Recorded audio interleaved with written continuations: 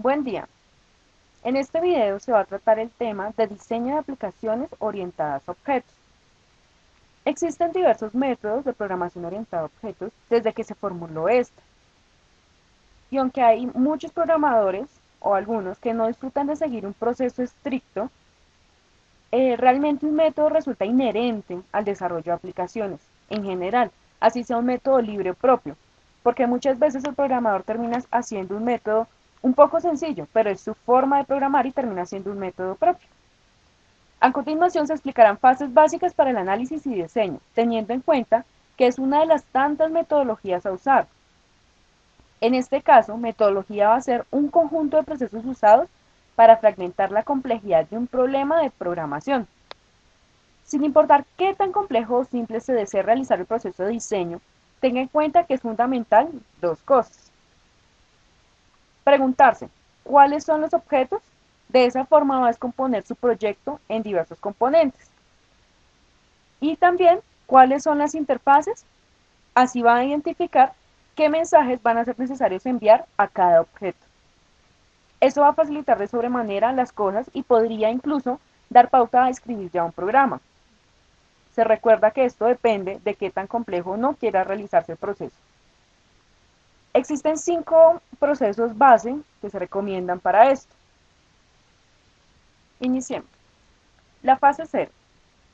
En esta se elabora un plan. Por más sencillo que se vaya a realizar el proceso, lo bueno es tener un plan al respecto de esto, que voy a enumerar en el plan, los pasos que voy a seguir.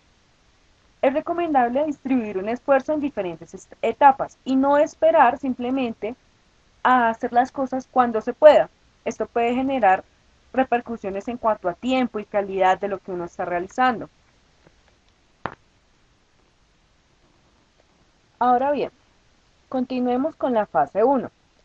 En la fase 1 se habla acerca de qué estamos construyendo. Para esta fase es vital el análisis y realmente meditar con respecto al proyecto. Por ello se destacan dos etapas breves en esta fase, que serían análisis de requisitos y especificación del sistema. El análisis de requisitos es un listado de aquello que regirá el proyecto, para saber así cuándo he terminado y cuándo el cliente está satisfecho. Básicamente es un contrato con el cliente, donde se estipula qué es lo que se está esperando del producto.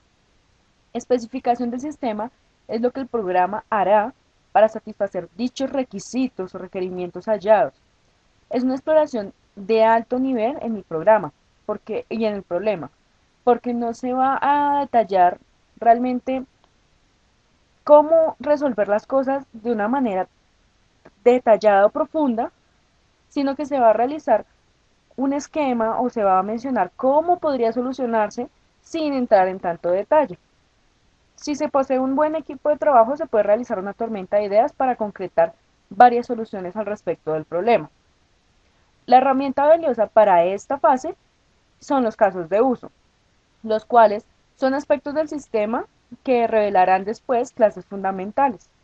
Los casos de uso dan respuesta a ciertas preguntas como quién usará el sistema, qué pueden hacer esos actores con el sistema, de qué otra forma podrían funcionar si alguien o el mismo actor necesita hacer otra cosa o puede reaccionar a al mismo caso de uso y qué problema puede surgir. A continuación les voy a mostrar un pequeño ejemplo de un caso de uso que funciona por medio de un sistema que gestiona las transacciones entre el cliente y el cajero. Como se observa, se manejan tres actores, los cuales son representados por un monigote o una figura básica. Cliente, cajero y sistema auxiliar.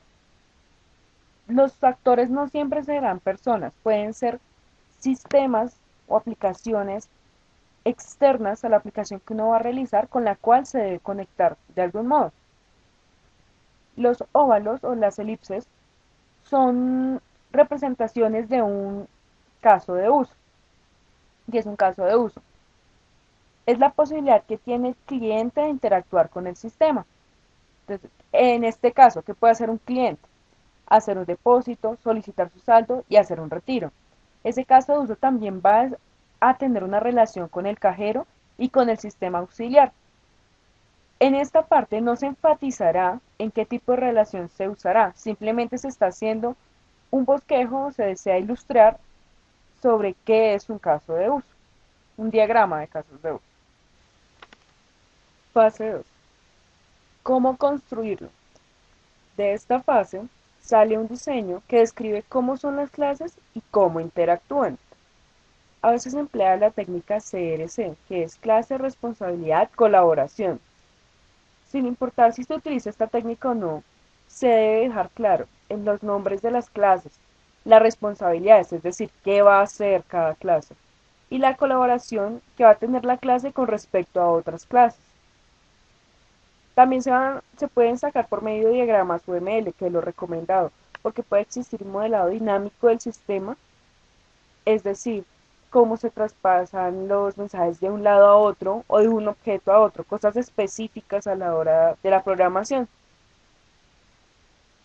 La fase 2 termina cuando están descritos los objetos y sus interfaces.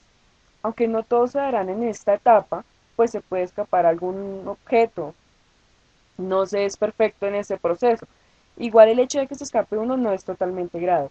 La duración del diseño de un objeto lleva varias etapas dentro del mismo ciclo de vida del programa, por lo tanto no es perfecto su construcción. Primero, descubrimiento de los objetos, que es el análisis inicial del programa. Segundo, ensamblaje de los objetos, que puede requerir de otras clases. Tercero, construcción del sistema. Puede aparecer nuevos requisitos para los objetos. Allí es donde se descubre que los objetos evolucionan. Cuarto, aplicación del sistema. A medida que se añaden nuevos aspectos al sistema, se puede descubrir que no soporta la expansión, que el diseño no lo soporta. Entonces se puede requerir de algunas modificaciones a este. Quinto, reutilización de los objetos. Esta es la parte más importante, es la prueba de juego de los objetos. ¿Por qué? Si yo puedo reutilizarlo en otra cosa, en otro programa, con características ciertamente diferentes, significa que el objeto está bien diseñado. Sugerencias para realizar los objetos. Tenga en cuenta siempre la simplicidad para poder realizar una evolución de los objetos y empiece por una clase general que ella misma irá tomando forma en el proceso. Fase 3. Construir el núcleo. Básicamente, aquí se pasa del diseño a un código compilable y ejecutable que puede ser probado y constante en la arquitectura diseñada. Así podemos constatar qué tanto aplica el diseño que hemos realizado. Básicamente, este proceso llega a ser iterativo con respecto a una próxima fase. Se crea un armazón, como un esqueleto del programa. Esto es una aproximación, pero es fundamental. A pesar de que se saltan muchas cosas todavía, es básico para lo que se viene a continuación. Aquí debe analizarse los requisitos y la especificación del sistema si se están cumpliendo y si los requerimientos y los casos de uso se llevan a cabalidad en este punto. Después de esto vienen dos fases, que son iterar los casos de uso y la evaluación. La iteración de los casos de uso es coger un caso de uso, empezar una iteración que debe durar 3 semanas y añado un conjunto de características al final de esa iteración. Voy a obtener algo mejor o un producto con respecto a ese caso de uso por encima de lo que empecé inicialmente. La evolución básicamente es el mantenimiento. Entonces lo que me permite hacer evolución es aprender y hacer cambios. ¿Por qué? Porque voy a arreglar errores, voy a hacerlo mejorar en algún sentido, etcétera. Hasta aquí fue la presentación. Muchas gracias.